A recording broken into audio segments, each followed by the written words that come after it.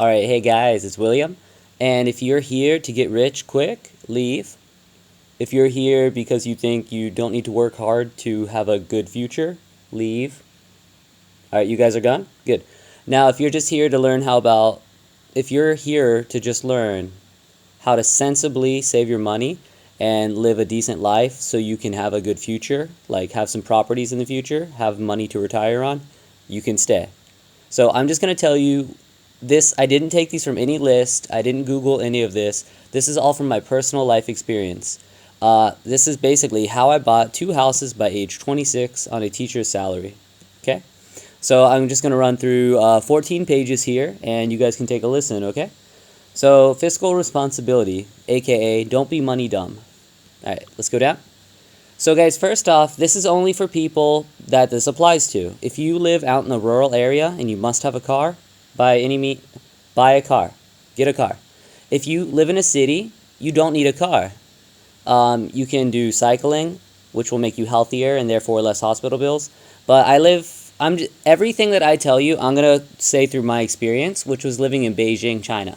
So this is just a large city. Anyone that lives in a large city can do exactly what I'm doing. And this doesn't exactly apply to a lot of American cities, but try to stay along and you'll learn something, I promise. Alright, so number 1, don't buy a car. I just pulled up some stats. Car ownership per month is about $750 USD, and subway per month, again in Asia, is about $20 a month. So you don't need a car, pay for parking, gas, all that suffering. Take the subway. You'll get walking, you'll be healthier, and you can work on the subway. When you're in the subway, you can read a book, you can finish up some projects, you can just relax, you can nap. You can do none of that in a car unless you're going to crash, okay? Let's move on. This one's really important. This is what I tell all my friends. Small daily expenses add up. I call it death by 1,000 cuts, like some ancient Chinese torture technique. So, death by 1,000 cuts. So, this is real. I just asked my girlfriend earlier about these expenses, and she's a normal office working person. Alright, so Starbucks. You like your Starbucks, $5 a day, that's $200 a month. Smoking. Smoking's terrible for you. Guys, I know it's hard to quit, but you have to quit. It's killing you, it's killing your family, and it's not good for the earth. It's just bad all around. Alright, so $6 a pack, so that's between anywhere $25 to $200 a month. Drinking out at the bar. My dad does this. He's responsible otherwise, but he likes to just drink on the weekends. This is for a small town. $100 a weekend, one day. So that would be $200 a week. So that could be anywhere from $800 to like $2,000 a month. And fast food versus home cooking. I cannot stress the importance of this. Home cooking. So guys, if you eat out, you don't know the oil quality, you don't know the food quality, you don't know anything about the people making the food. So I would just recommend cooking your food when possible. It's super cheap, okay? So I would compare like a $12 cheapish meal to $20 upper for like a lunch. Versus if you cook it yourself at your home, you're going to spend $4, I promise you.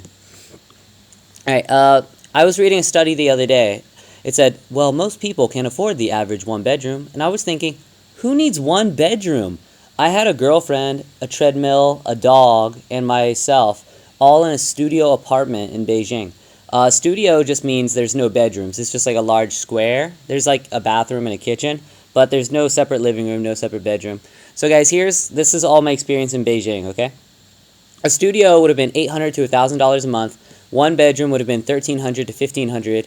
And 2 bedroom, which we could have justified. We could have been like, oh, we need it. It'll be nice. But we didn't. We're responsible. Fiscal responsibility. So a 2 bedroom would have been $1,700 to $2,000 a month. And no sources here. This is just based off my personal experience renting for years in Beijing. Alright.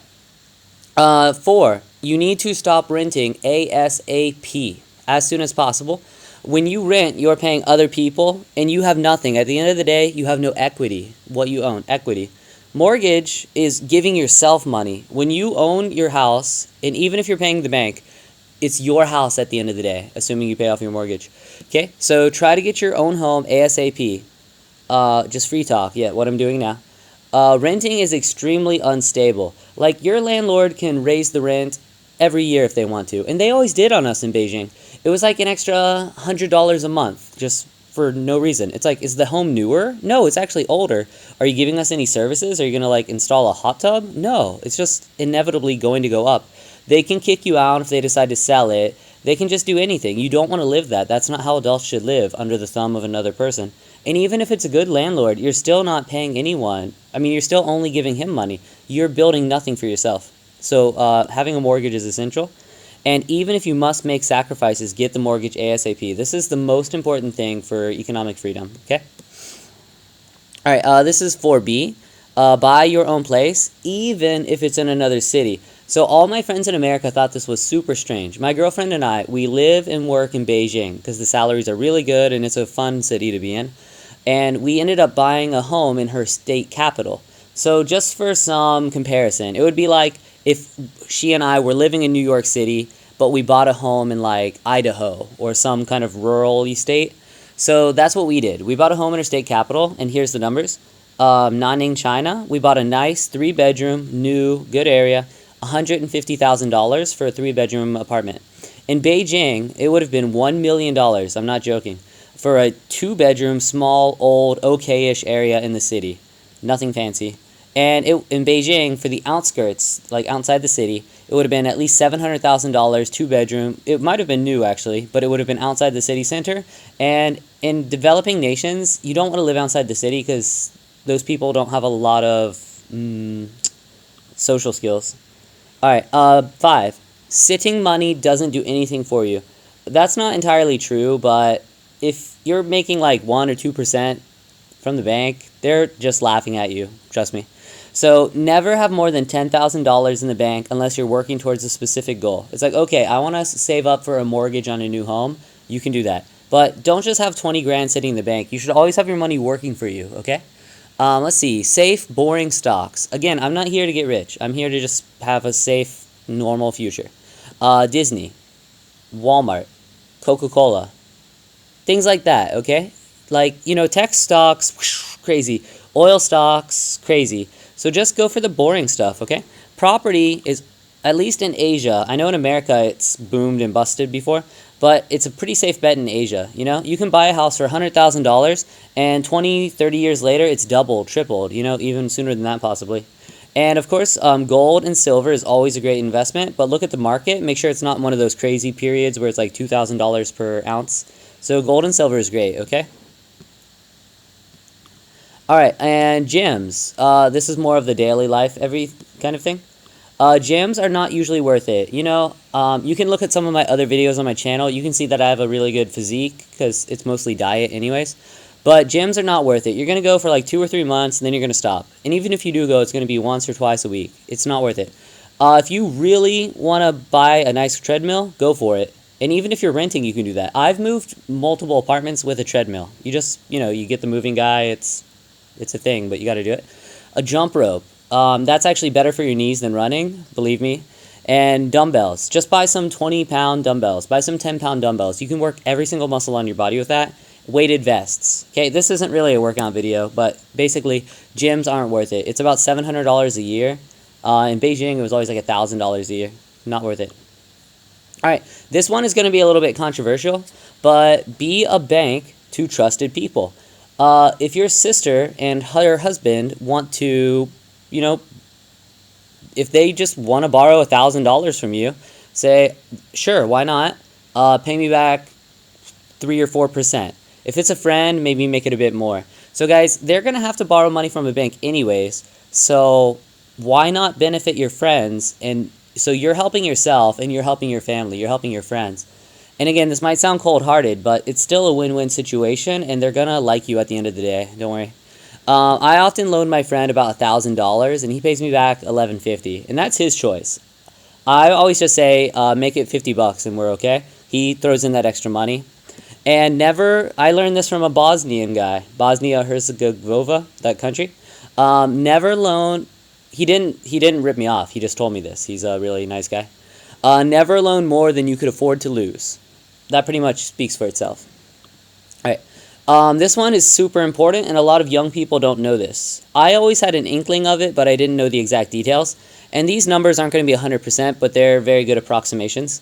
So 10 versus 30-year mortgage. So basically, and I'm sorry if it sounds like I'm talking down to you, but lots of different people and age groups are going to watch this video. Guys, say you borrow 100, just 100 whatever, 100 apples. If you borrow 100 from the bank and you choose a 10-year mortgage, you're going to end up paying them like 140 apples. Again, this is just an example. If you do a 15-year mortgage, you're going to pay them 172 apples. If you do the 30-year mortgage, you're going to pay them back 280 apples. So guys, 30-year mortgage and 10-year mortgage are very monumentally different, and the 10-year mortgage is always going to win. For example, our 10-year mortgage was about like $800 a month, but the 30-year mortgage was like $550 a month. And it's like, of course, $250 a month isn't a deal breaker. Like, why would we choose to pay longer, more money, and save money in the short term? It's ridiculous. So guys, if you can afford it, and you can, get a 10-year mortgage. All right, let's take a look at the next page. Make things last. I know for a lot of girls, this is hard. This is something I often tell my girlfriend, and she doesn't listen. But if she did, we'd have even more money. Make things last. You don't need a new phone. You don't need new winter boots. You don't need a new winter coat every year. Make it last. But again, this is one of the smaller things on the list because it's not a daily expense. Even small daily expenses are larger than a phone. They're larger than these boots. So again, me personally, I wear stuff until there's a hole in it. Like, I'm that guy that makes a good salary, but you'll see me at the supermarket like with a piece of tape covering up my coat because there's a hole in it. I eventually did buy a new coat though. Alright, and make things last. 10, extra work. Don't be afraid to take extra hours or jobs. Girlfriend experience. So she did this thing called invigilating. It's basically being a test proctor, being the person that gives tests. She did it on weekends from work, and it only paid like $150, and it was like a 6-hour thing. It wasn't even that much money, but it was good just to become more responsible. It's like you should work to get extra money, then you can enjoy extra things, okay? My experience, even on holidays I tend to work. I bring my laptop with me, I teach my students, and in the summer, oh my god, I work a lot. Like, I always do summer camps, like 6 hours a day, 8 hours a day, and it's just nice. I mean, work, it keeps you young, it keeps you happy, it keeps you healthy. Alright, let's see, 11. This one applies mostly to American people, because believe it or not, cell phone bills abroad are super cheap. But on the converse side, like a new iPhone in Beijing will be like $1,000. Where in America, I think it's like $300 because they screw you on the plan. So mostly for USA viewers, but the average cost is about $100. Average, guys, I know, it's different everywhere. So about $1,000 a year. I would just recommend for your mental health, get a dumb phone. Literally, buy a flip phone. Call people when you're in the car. When you're home, use your iPod or iPad and just, browse the web, write emails, work. Just use it with Wi-Fi. I did that in university. I actually had no dumb phone. I just had an iPad mini. And I would just only use Wi-Fi to do things. Because, if you're in a place, like, say you drive from your home to work. You don't need to be using electronics in the car anyways. That's dangerous. And plus, if you're listening to me, you don't have a car. So you get on the subway, go to work, boom, you have your Wi-Fi. You get on the subway, go home, you have your Wi-Fi, okay? So you don't really need a phone bill. You don't need service like that, okay? Alright, live with your partner. Assuming your religion and your morals allow it, live with your life partner. There's no reason to be renting 2 expensive apartments in a city. This is obviously reserved for serious partners, but it's great. You guys can share the bills, you can do everything, just live together, save a lot of money. And what else, guys? What I've achieved by following this. I've already said, we bought our first house at age 25, and we just saved up the minimum amount we needed for the mortgage, and we gave it, I think it was about 20% we needed, so we just handed that in. And 1 year later, we bought a small condo on an island, actually where I'm at now, here in Thailand. I bought a small condo here, and again, it's small. It's a studio. It's not even a 1-bedroom, but it was $50,000. Why would you not buy it for $50,000? Because I remember I was coming from the airport and there's like big development signs. It said like oceanfront condos, $50,000.